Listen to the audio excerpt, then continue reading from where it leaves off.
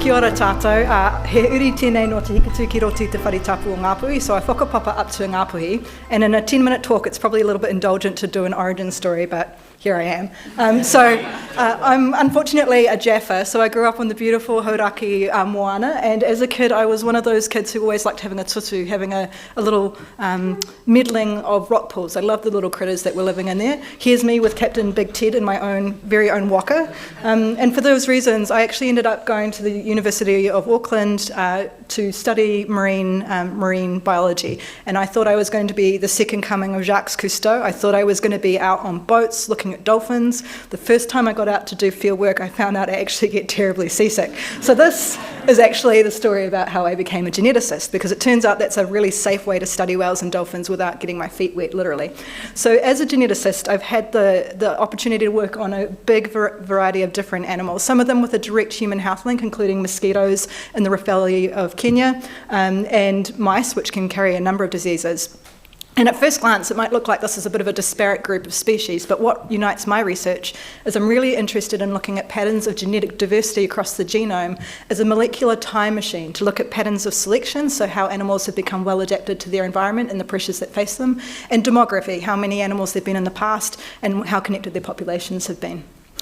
So I'm able to do this because our individuals that we sample today randomly sample the whakapapa of their tupuna, of their ancestors going back in time, and therefore reflect those pressures that have acted on the populations as we go back in time. So I use these for a number of different research angles. I look at how well adapted animals are to their ecosystem, and whales and dolphins are in fact a really awesome analogy to humans. They're long-lived, they go through reproductive senescence through menopause, they're social, so they face a lot of the same challenges we do as a really social creature as humans. I use this data to also look at the impacts that we've had on whales and dolphins. So for Hector's dolphins, which is the critter shown here, that tends to be fisheries bycatch has been really difficult for them in the past. I'm interested in how these populations have reacted to climate change in the past, so we can get an idea about how they may react going forward. But perhaps most relevant for today, one of the current threats that's really facing these guys is toxoplasmosis. So for those of you who aren't parasitologists, and neither am I, toxoplasmosis is caused by a little critter called Toxoplasma gondii. Its ultimate home is inside our favourite little kitty cats, our ngeru, which is a tertiary host that's not impacted by the infection, so they happily host them without it causing any ill effects. Eventually, the Toxoplasma meets another Toxoplasma and gets ideas about procreating, and their beautiful babies are released into the world in cat turds. So that's where the cysts for Toxoplasma are found. They get distributed into the environment, and then eventually they're eaten by rodents. So the Toxoplasma infection in rodents has an interesting side effect of making them attracted to cat urine and also quite bold. So you can imagine that's a really effective way to get eaten by a cat and to find your way back into your ultimate tertiary host.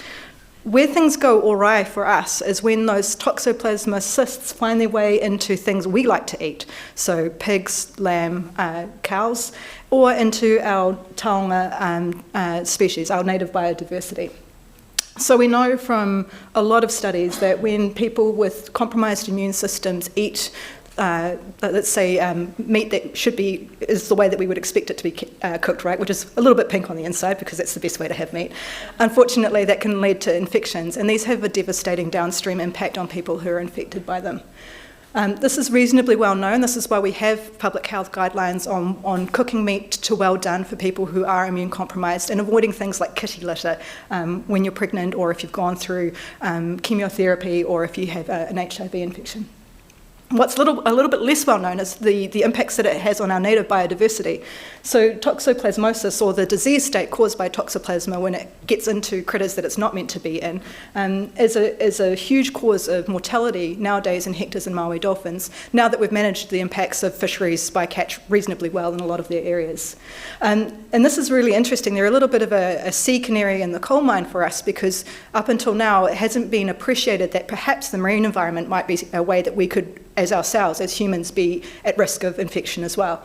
How does a dolphin catch a disease that's spread by cats? As far as we can tell, the cysts are washing down waterways. It's ending up in fish, and then when the dolphins are eating the fish, that's how they're getting infected. And there's this interaction between our impacts that we've had on these animals and the disease, and that's because we've brought them down to quite low numbers through fisheries bycatch. So particularly the Maui dolphin, which is off the coast of Te Iko Maui here, is critically endangered. And we think that this erosion of genetic diversity caused by low population numbers might then put them more at risk of disease.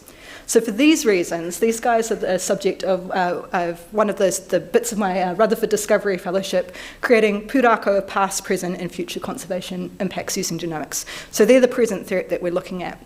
I now want to just switch gears a little bit and talk about this using genomics. So doing genomics, as my parents call it, when I try and describe what I'm doing, is a lot like doing a jigsaw puzzle, except that there are 2.3 billion pieces to put together in the dolphin genome, for example. So what can really assist us is having something called a reference genome. This is pretty much the same as having the image on the top of a jigsaw puzzle box. It allows us to know which bits of the genome go together. So we're using this in our research because it allows us to compare dolphins that have died due to toxoplasmosis to dolphins that have died through other causes, to compare the genomic regions to see if we can identify signatures of susceptibility or resistance in the genome. But one of the things that we can run into in New Zealand is that some of the really high technologies that we'd normally use if we were overseas to construct these reference genomes aren't available here. Now, why is this a problem? Well, for a number of considerations, mostly around te tiriti and kaitiakitanga of these beautiful resources. There's not always the willingness to allow tissues to go overseas for this lab work to occur. So we have to find workarounds. We have to find the number 8 wire approach to trying to assemble these reference genomes while allowing tissues to remain in the country. And I want to do a mihi to my PhD student, Sebastian, who's been the one who's been leading this research. And I'm going to show you what a number 8 wire approach looks like from a bioinformatics perspective, but I won't stay on it for long because it's terrifying. It looks like this. It looks like cobbling together a number of different pipelines to achieve the same results as we'd be able to get using some of these technologies from overseas. So in particular, it's leveraging something called synteny. So what's synteny? This is looking at the similarity between different genomes across different species. So not only is Sebastian looking at the jigsaw puzzle box of the Hector's and Maui dolphin, he's looking at the bottlenose dolphin, the vaquita from his homeland in Mexico, and the blue whale to try and assemble these really beautiful genomes. So mostly these genomes are here as a resource for us to use for other applications, but he's also taken the opportunity to have a look at what they can reveal themselves about the dolphins that we're looking at. And one of the things that they've shown is that the Maui dolphin has 40% lower genetic diversity than the Hector's dolphin, corresponding to that steeper decline in its population numbers. So we think that this puts it at increased risk of inbreeding and therefore these infections of toxoplasmosis. However, the genomes are already being embedded in conservation genomics workflow, particularly out of the University of Auckland, looking at genetic mark recapture to see how many dolphins we have left. We're using them to design tests utilising CRISPR that are ultra-sensitive for finding out whether dolphins are in an area or not. Now, this might be eventually used by fishing vessels to choose to relocate their vessels, but the technology that we're developing can also be used by coastal communities for detecting pathogens that might impact them if they're eating seafood in the area. And of course, the pipeline can be used for genomes of other species that may be of human health importance. So one of the ultimate things that I worry about a lot with my research is how I get these insights about dolphins back out into the communities who have kaitiakitanga and rangatiratanga responsibilities for these dolphins. So that's the dolphin-specific insights, but a bigger worry I have is how do I make sure that the communities know what our capabilities in genomics are so that they can start directing the questions that we might investigate. And I'm really lucky with dolphins because not only are they a sexy species, but from a Te Ao Māori perspective, they're actually whanaunga. So we come down off Tāne Mahuta's line as humans, as Poneke, whereas the dolphins are descendants of Tangaroa. Tāne Mahuta and Tangaroa are brothers, so we're talking about cousins here. So they're a real powerful way for people to connect to genomics. If I say pairwise Markovian coalescence, you might go, no thank you, but if I say it tells us how many dolphins there are, it's a little bit more of a way that we can engage with the research. So we communicate our research out to the communities so that they know what we're finding about the dolphins, but another element of my Rutherford is using pūrākau, using Te Ao Māori narrative structures to deliver this rangahau back to communities.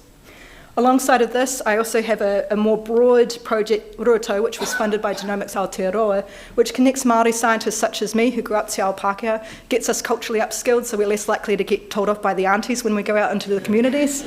We go out to communities, we run genomics wānanga, and the communities can then start thinking about how genomics can be utilised for their own purposes.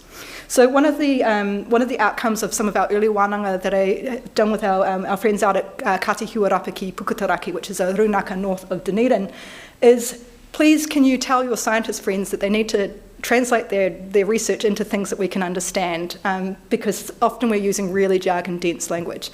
So what we've managed to get together for Pukutaraki is a genomics template. It's a little bit like a speed dating framework that you could have, your little cards behind when you're meeting someone new. It's basically allowing our scientists to see what's important to the communities and to think about how they're going to communicate that research so that the communities understand what's going on and can utilise it for their own purposes. So another title I could have given for this talk is How Do I Avoid Fieldwork But Still Get to Learn About Species? If we look at this beautiful pike here, this beautiful humpback whale, and we zoom in, you can see these parasitic whale barnacles that are just hanging on grimly for the ride. And much like those barnacles, I depend on the folks who've obtained samples for us. So this is particularly iwi, hapu and whānau who allow these samples to be taken into the New Zealand Cetacean Tissue Archive every time there's a whale stranding. DOC and the public for alerting about the strandings.